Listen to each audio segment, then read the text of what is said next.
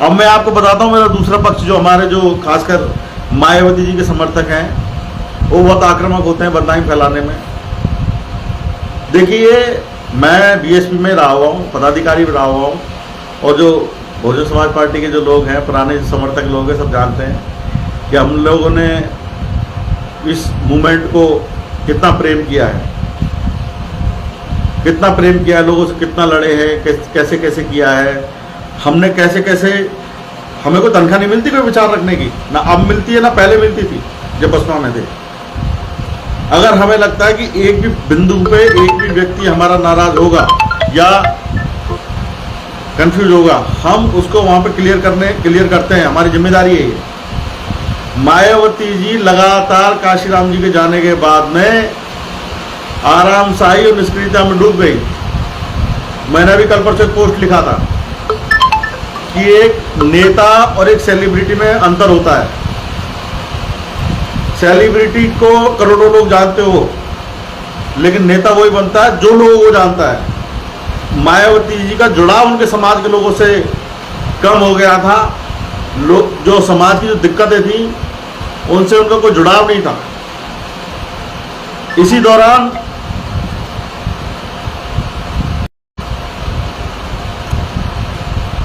दो 2008 के बाद में सोशल मीडिया पे हम लोग सक्रिय हो गए थे, सभी लोग, बहुत सारे लोग आ गए थे, और हम चाह रहे थे कि कुछ हमारे जो अब हमारे पास भी लोग आकर पढ़ने लग गए ना, दलित समाज में भी अच्छे पढ़ाई लिखाई लोग करके आ गए, एक मध्यम वर्ग में छोटा सही लेकिन पैदा हो गया, उनकी भी आकांक्षाएं, वो आकांक्षाएं कहीं भी रिफ्लेक्ट नहीं हो रही थी हमारे बहुजन समाज पार्टी से, उस दौर के बहुजन आंदोलन से। 2008 से स्टार्ट हुआ, 11, 12 जितना भी है, जितने भी उस दौर के जितने भी मुद्दे उठाए सोशल मीडिया ने उठाए, और मायावती जी सबसे आखिरी में रेस्पॉन्ड की, जबकि नेता का काम है किसी भी मुद्दे के सबसे ज्यादा फ्रंट में जाके खड़े हो जाना। हम लोग लड़ रहे थे उस समय भी, मैं 2-4 नाम बता सकता हूँ, एक हमारे विकास जाटव जी हैं, एक अभिषेक जी भी हैं, खैर अभिषेक जी थोड़े से बाद में जुड़े, बहुत सारे लोग हैं हमारे साथ में। हम लोग एक दूसरे को फोन करके तय करते थे कि भाई ये मामला ऐसे आया है, उसको क्लियर कराना है। हम लोगों ने लड़ाई लड़ी यहाँ पर सोशल मीडिया पे, कोई रिसोर्सेज नहीं थे। हमारी मांगे थी, बहन जी से हम बार बार मांग पैदा करते थे कि बहन जी एक स्टूडेंट विंग लेके आओ, एक युवा मोर्चा लेके आओ हमारी पार्टी में। और इसी एक बेचैनी हमारे की, हम इन चीजों को कैसे हैंडल करेंगे। बहन जी ने अपनी एक किचन कैबिनेट बना रखी है, वो लोगों को बहन जी, हाँ बहन जी जिंदाबाद, बहन जी बहुत बढ़िया, बहन जी को कुछ नहीं, बहन जी को कोई मतलब नहीं है, बहन जी जिंदाबाद। इसी बेचैनी से एक मूवमेंट जेएनयू में फूटा, जिसको आप बापसा बोलते हो, और बहुत शानदार उन्होंने शुरुआत की जेएनयू में बहुत शानदार उन्होंने दखल दी, चुनाव लड़ा वहां से। क्या बहन जी की जिम्मेदारी नहीं थी कि वो बापसा से मूवमेंट को जो वैचार की जो प्रदान करेगा, एक नई पीढ़ी को तैयार करेगा, जोड़ना चाहिए था, नहीं जोड़ा उन्होंने। कितने सारे आंदोलन हमने सोशल मीडिया से उन दिनों शुरुआत किए, चाहे ऊना आंदोलन हो, चाहे जैसे गुजरात का, उसे जिग्नेश मेवानी जी निकले।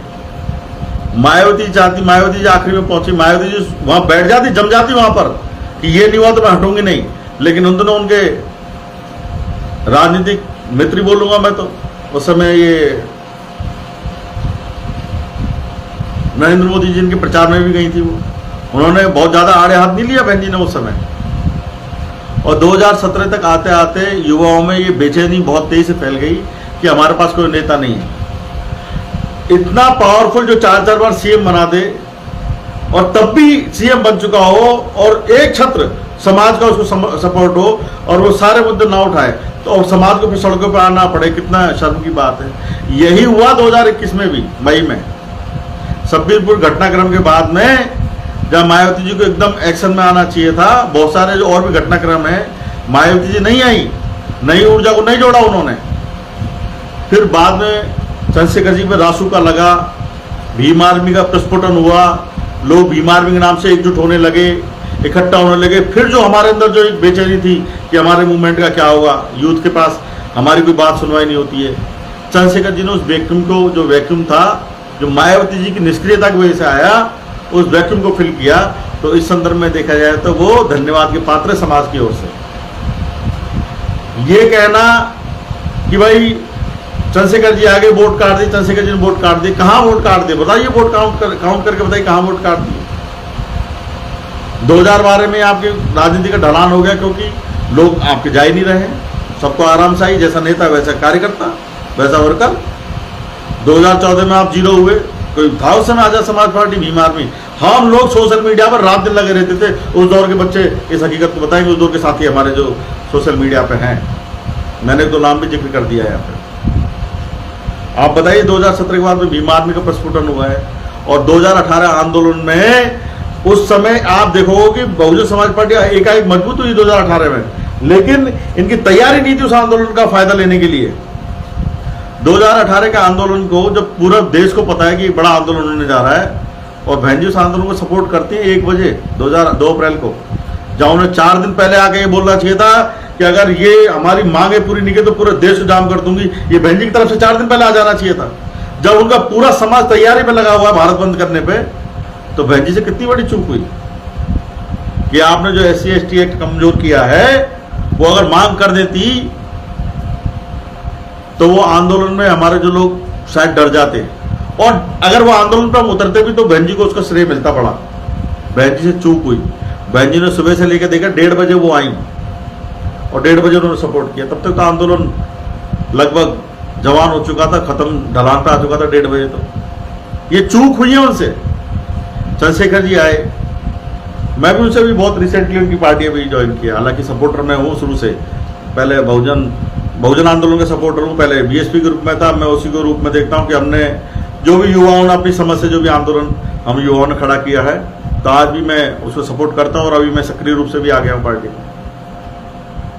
तो कहीं ना कहीं बहन जी की निष्क्रियता के कारण ही ये वोट का कम हुआ है, और उस उम्मीद को बरकरार रखा है भीम आर्मी आजाद समाज पार्टी चंद्रशेखर जी ने।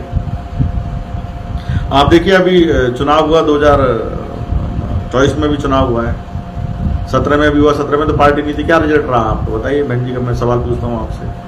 2019 में चलिए गठबंधन करके कुछ आपने लोकसभा में सीटें हासिल कर ली, लेकिन आप कहते हो कि आपके 2022 में भी क्या हुआ है? फिर आपका रिजल्ट क्या रहा है? 2022 में बताइए भीम आर्मी आजाद समाज पार्टी ने कितना वोट काट दिया? मुझे बताइए 2022 में कितना वोट कटा है? और उसके बाद अभी जो 2024 का चुनाव हुआ है, चंद्रशेखर जी ने घोषणा कर दी थी 6 महीने पहले। सबको पता था कि भाई हम नगीना में चुनाव लड़ेंगे और कहीं चुनाव नहीं लड़ेंगे, ये घोषणा थी। 1 सीट पे बहन जी को क्या करना चाहिए था? उस सीट पे नगीना पे कि चल तुम लड़ो, छोड़ो। 1 सीट वो छोड़ देती, मैं से चला जाता कि बहन जी ने बोल दिया कि चल ठीक है तुम लड़ो 1 सीट पे, और मैं इंटरनली मैं कैंडिडेट भी नहीं दे रही हूँ, बाकी सीटों पे हम लड़ते हैं। तो हमारा समाज उतना बेवकूफ भी नहीं है। अगर भीम आर्मी के लोगों को समझ में आता, ये दिखता कि बहन जी ने चंद्रशेखर जी को जितवाने के लिए अपना कैंडिडेट नहीं दिया है, तो मेरा दावा है कि यूपी में जो बाकी की 79 सीटों पर वो पूरी जो फोर्स है वो बहन जी के लिए लड़ती हो। लेकिन बहन जी से उतना भी इतना बड़ा दिल नहीं है उनका कि वो अपने परिवार के बाहर झांक सकें। वो 2018 में ये हम थे जिन्होंने दावा किया कि बहन जी नई लीडरशिप को इसलिए नहीं आने दे रही हैं BSP में क्योंकि उन्हें अपने परिवार से लीडरशिप लेके आनी है। और उनका अभी जो वो भतीजा जवान है, अभी वो 24 साल का 25 साल का है, 25 साल का भी नहीं हुआ है, और वो वेट कर रही है कि जैसे 25 साल का होगा मैं थोपूंगी। और ये हम ही लोग तो सोशल मीडिया पे, और मैंने तो उनके घर पे भी प्रोटेस्ट किया हुआ है, उनके सेंट्रल ऑफिस पे दिल्ली, कि आप परिवारवाद छोड़ दीजिए, आपसे नहीं संभल रहा है तो कमेटी बनाओ, अगर आपके पास एक लीडर नहीं है तो सामूहिक नेतृत्व दीजिए इसमें। कोई भी सलाह नहीं, केवल और केवल। और फिर हमने जो सवाल उठाए, मीडिया ने भी एक बार सवाल पूछ लिया, क्या आप अपने परिवार से किसी को लाना चाहती हो? तो फिर ठोक के बोलती है मीडिया में आके कि मैं काशीराम जी की चेली हूं, इसलिए मैं अपने भतीजे को भी उसमें राजनीति में लेके आऊंगी। काशीराम जी ने परिवारवाद कर दिया भाई? जो अपने चेले भी वो ऐसे करेंगे? मेरा सवाल बहन जी से है, माननीय बहन जी से। काशीराम जी ने परिवारवाद कर दिया। इनफैक्ट काशीराम जी ने जब अपनी शुरुआत की तो सारे लोग यही पूछते थे कि जो भी आता है बाबा साहब का नाम लेता है, फिर वो है ना उसको अपने घर की दुकान बना लेता है। इन दवाओं के बीच में काशीराम जी ने घोषणा की कि मैं अपने परिवार को छोड़ रहा हूं, मैं अपना बैंक अकाउंट नहीं बनाऊंगा, अपना घर नहीं बसाऊंगा, और मैं परिवारवाद की छाया अपने मूवमेंट में नहीं आने दूंगा। ये घोषणाओं के बाद जनता से जुड़ना स्टार्ट क्यों की कि जो आदमी ये घोषणा कर रहा है कि जो मैं कि घर नहीं बसाऊंगा, परिवार नहीं बनाऊंगा, और परिवार की छाया भी नहीं पड़ने दूंगा, काशीराम जी का मूवमेंट शुरुआत होता है परिवारवाद के खिलाफ में, और बहन जी अपने परिवारवाद को थोप के सोचते कि मैं दूसरे लोगों को भरने नहीं दूंगी। कोई भी पैदा हो जाए समाज में, इन पे ही बस चलता है, और तो कौन है। मायावती ने शुरू से ठान रखा है कि मेरे पास एक विशाल कार्यकर्ता होगा है, और वो लोग इतने बड़े अंधभगत हैं, वो दूसरे आदमी को मौका ही नहीं देंगे साबित करने के लिए कि हम भी समाज के लिए कुछ कर सकते हैं। वो लोग किल करेंगे, आपको राजनीतिक रूप से खत्म करेंगे। अगर कोई आदमी मायावती से प्रश्न पूछता हो तो इतने जो स्वचालित रोबोट बोलता हूं मैं शुरू से इनको, कि वो लोग शुरुआत हो जाते हैं उसे मर्डर करने के लिए। मैं खुद इसका भुगत भोगी हूं। आज राजस्थान में बहुत सारे सामाजिक कार्यक्रम होते हैं, कोई भी कार्यक्रम होते हैं तो पहुंच जाते हैं हमारे बहन जी के समर्थक लोग। धर्मेंद्र जाटव को नहीं बुलाएंगे, ये आदमी तो दलाल है, मायावती के खिलाफ बोलता है, ठीक है मत बुलाइए। इससे नुकसान किसको हो रहा है? अगर आप प्रदेश में किसी की लीडरशिप नहीं पनपने देंगे, उससे नुकसान किसको हो रहा है? चलिए मुझे मत आने दीजिए, मुझे मत पनपने दीजिए, किसी को तो आगे बढ़ा दो भाइयों। राजस्थान में किसी को दला दो। वो हालत आपने चंद्रशेखर जी कर रखी है। कोई भी मौका हो, आपको सच और गलत से फर्क नहीं पड़ता, आपको तो दो, इसको टारगेट करो, इसको खत्म करो, इनको घर बैठा दो। मायावती जिंदाबाद, इनका परिवार जिंदाबाद, इनके परिवार में ही लीडरशिप क्वालिटी है। भाई जनता ने जब तय कर दिया चंद्रशेखर जी को ताकत दे रहे, तो आप टांग खींचने वाले कौन होते हैं? और हम आप लोग काम क्यों नहीं करते? आप कौन होते हैं? बरसाती मेंढक वो होते हैं चुनाव में केवल टिकट देने आते हैं। बहन जी ये वीडियो पहुंचा मायावती जी तक, मेरे सवाल का जवाब दो। आपने बरसाती मेंढक बोला है, बरसाती मेंढक इस राजनीतिक परिदृश्य में अगर कोई है तो वो सिर्फ आप हैं। हालांकि मुझे भाई साहब ने नियुक्त करने से पहले बोला था कि बहन जी के बारे में मैं कभी कुछ नहीं बोलूंगा, उनसे कोई सवाल नहीं पूछूंगा, लेकिन आप है बरसाती मेंढक जो 5 साल कोई काम नहीं करती, केवल टिकट बेचने के अलावा टिकट चुनाव के समय आप सक्रिय होती हैं। चंद्रशेखर जी तो आज की तारीख में सबसे सक्रिय नेताओं में से एक हैं, आप उनको बरसाती मेंढक बोलती हैं। आपने समाज का कोई भी आदमी आपने पनपने दिया हो, आपने पार्टी के अंदर आपने नहीं पनपने दिया, और पार्टी के बाहर आपके समर्थकों ने नहीं पनपने दिया। इतना मिथ्या प्रचार, कोई कितना भी पढ़ा लिखा आदमी हो, कोई कितना भी संघर्षशील हो, आप सबको दलाल भड़वा बोल देती है आपकी गैंग पूरी गुरगई। आप चंद्रशेखर जी के पीछे पड़े हुए हैं। मैं आपको याद दिला दूं, जब काशीराम जी की जो परिनिर्वाण हुआ था तो उनके परिवारजनों ने और बसपा के कई सारे लोगों ने, एक तो मैं नाम बताता हूं, प्रमोद कुरिल जी हैं, राज्यसभा सांसद रहे हैं इसकी बहुजन समाज पार्टी से, खुलेआम उन्होंने लाइव वो क्या कहते हैं प्रेस कॉन्फ्रेंसेस की है और दिखाया है कि हमने ये मांगे की हैं। और बहन जी पर आरोप लगाया कि उन्होंने हत्या करी, हत्या की साजिश में काशीराम जी की साजिश हत्या हुई है और मायावती जी उसमें इन्वॉल्व है। ये तो हुई है ना प्रेस कॉन्फ्रेंसेस, अभी तो आप देखो ना सोशल मीडिया पे, आप टाइप करो गूगल पे है हुआ कि नहीं हुआ। तो बहन जी ने क्यों नहीं एफआईआर दर्ज करा दी, जो आज बोल रहे हो कि चंद्रशेखर जी दर्ज कराएं? कोई मामला आया होगा, ऐसा वो क्राइम नहीं है। अगर किसी के साथ मित्रता हो जाती है एक पुरुष और स्त्री में, उम्र के किसी भी फेज में, वो बिल्कुल नैसर्गिक है। हो सकता है नैतिक पायदान पर कहीं ना कहीं कुछ गलत सही पे उसमें बात कर सकते हैं, ले हर आदमी की परिस्थिति अलग होती है, लेकिन आप उसको मौका ढूंढ रहे हैं। आज षड्यंत्र चल रहा है पूरे बहुजन मूवमेंट पर अटैक करने का, और आप लोग सारे लोग लगे हुए हैं बहन जी के समर्थक कि इनको ये क्यों नहीं। बहन जी ने क्यों एफआईआर कराई कि वो काशीराम जी की हत्या में शामिल थी। स्वर्ण कौर जी क्या नाम है उनका, काशीराम जी की बहन, 50 बार वो इंटरव्यू दे चुकी हैं कि काशीराम जी के हत्यारण मायावती जी, ये तक बोल चुकी हैं। क्यों नहीं कराया इन्होंने एफआईआर? पूछता हूं जरा मैं उनसे। प्रमोद कुरिल जी ने 50 आर्टिकल लिखे होंगे, 50 कॉन्फ्रेंस करी होंगी, सेमिनार करे होंगे, क्यों नहीं तुमने एफआईआर करा दिया भाई? जो आज तुम बोल रहे हो कि चंद्रशेखर जी की तरफ से एफआईआर करा दो। हम तो बोल रहे हैं ना शुरू से ही उनको, रोहिणी गावरे जी को, कि भाई तुम एफआईआर करा दो, जो भी होगी बात सामने आ जाएगी। और कुछ ना कुछ तो बात है, तभी तो चंद्रशेखर जी उस चीज को कितना रिस्पेक्टफुली उन्होंने बोला है, कल भी बोला है कि महिला सम्मान से जुड़ा विषय है। मेरे मुंह से कोई ऐसे शब्द ना निकल जाए अपना पक्ष रखते हुए किसी महिला के सम्मान पे ना गुबार गुजरे। कोई नेता इतनी बड़ी बात बोल रहा है, आज की तारीख में तो अनाप शनाप प्रत्यारोप किए जाते हैं। अभी तक तो समर्थक ही बोल रहे थे ब्लैकमेलर है, हनी ट्रैप हो रहा है आजकल।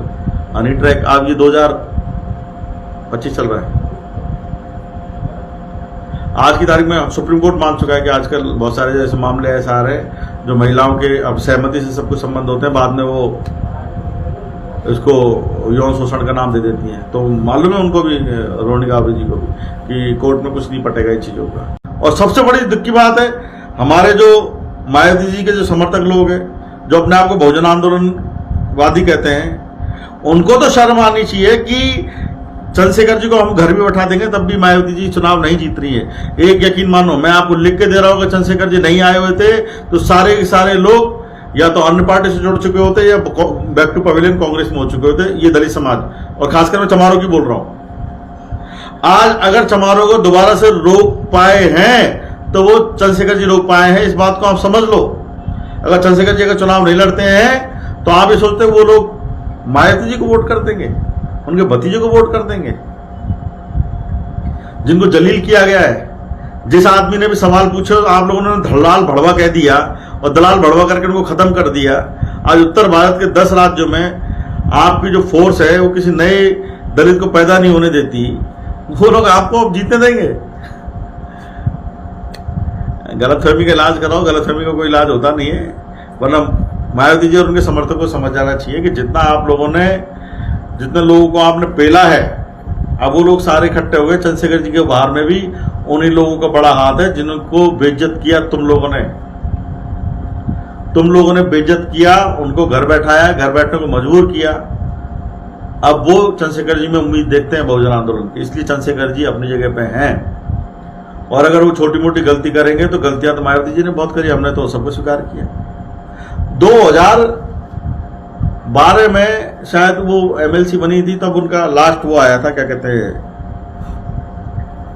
इनकम टैक्स का वो क्या बोलते हैं, जो फाइल करते हैं वो इनकम टैक्स में आईटीआर रिटर्न फाइल करते हैं। लगभग 200 करोड़ का आईटीआर रिटर्न है उनका 2012 में।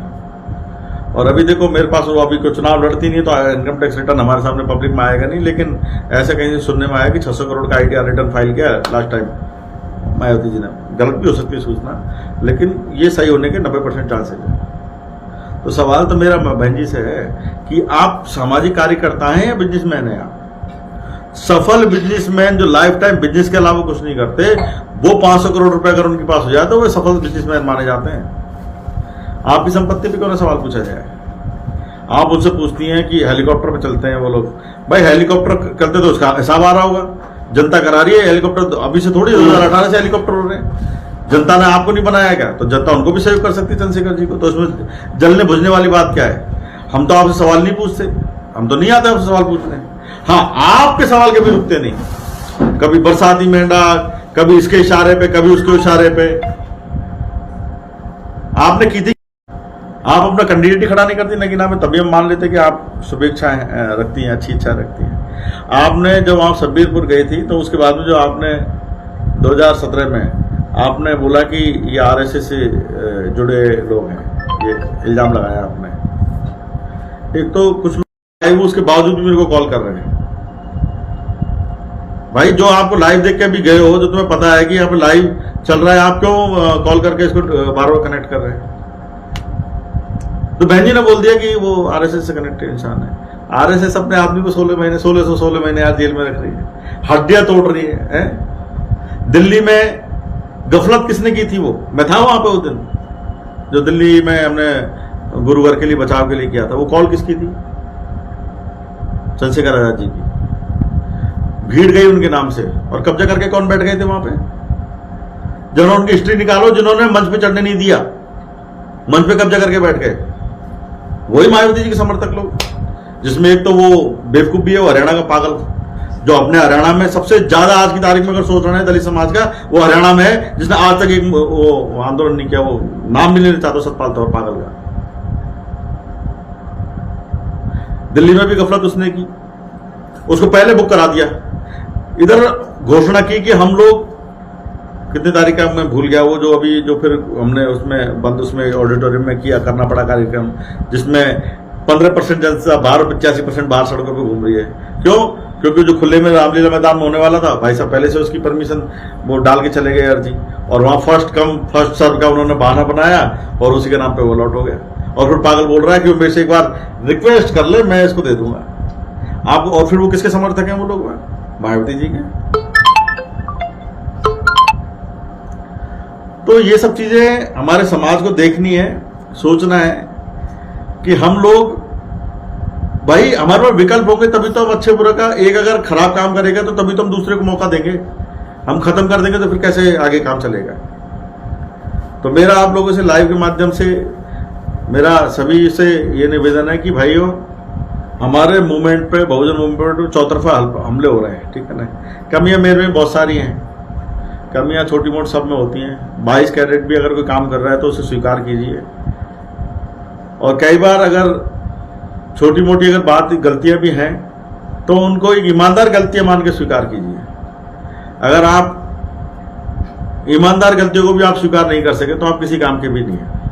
मायावती जी के जो, बहन जी के जो समर्थक लोग हैं, उनसे ये कहने की बात है कि सबसे पहले तो अपना इतिहास देख लो, अपने ऊपर डाल के देख लो। आप बोल रहे हो तुम FIR कर दो, वो ऐसे करिए, उनकी दावों के सामने तुम, बहन जी पर हत्या के आरोप लगे हुए हैं, सो से उसमें पड़े हुए हैं, गूगल पर टाइप कर लो। और हमारे उसने एक यहाँ पे MLA ने उसमें विधानमंडल में लगाया, राजेंद्र गुड़ा ने बोला कि हमारी नेता सबसे बढ़िया है, बसपा से जीता था 2 बार। एक बार 2008 में भाग गया था वो, 2008 में जीत के चुनाव लड़के भाग गया, फिर 2000 उसमें लिया है 18 में टिकट, फिर जीत गया। और क्या बोलता है वो, हमारे यहाँ पे कॉमनवेल्थ की मीटिंग थी यहाँ पे विधानसभा में, क्या बोलता है कि हमारी नेता सबसे बढ़िया है, बहुत ईमानदार। आप 1 करोड़ दो तो 50 लाख जिसने जमा कराया उसका कट के आपको टिकट मिल जाएगा। कोई 1.5 करोड़ वाला आएगा तो उसका टिकट कट के 1 करोड़ वाले का टिकट कट के आपको मिल जाएगा। ये बोला हुआ है, बहन जी ने क्यों ना करा दिया FIR? ये तो विधानसभा में बोला हुआ है, अभी पड़ा हुआ है राजेंद्र गुड़ा, लिखो आप, क्यों नहीं कराई बहन जी ने FIR? राजनीति है भाई साहब, आरोप प्रत्यारोप चलते रहते हैं, सच्चाई कुछ होती है, बताया कुछ और जाता है। ये तुम भी समझ लो यार, इतने भी नासमझ मत बनो। और चंद्रशेखर जी खुद की मर्जी से खड़े नहीं हुए, समाज मौका दे रहा है, समाज पीछे खड़ा हुआ है, उसमें धर्मेंद्र जाटव भी छोड़ के चले जाए, कोई फर्क नहीं पड़ रहा है। और मैं गारंटी के साथ कह रहा हूं कि अगर चंद्रशेखर जी अगर कल घर बैठ जाए तो सारी की सारी जो क्राउड है, इसमें से 90% क्राउड बैक टू पवेलियन होगी या दाएं बाएं जो और दलों में जुड़ जाए, क्योंकि मायावती जी की तो जीतने की प्रत्याशा ही नहीं है। आज की तारीख में चुनाव ही जीतने की प्रत्याशा नहीं है, उनकी उम्मीद ही नहीं है उनसे, लोग क्यों जुड़ेंगे उनसे।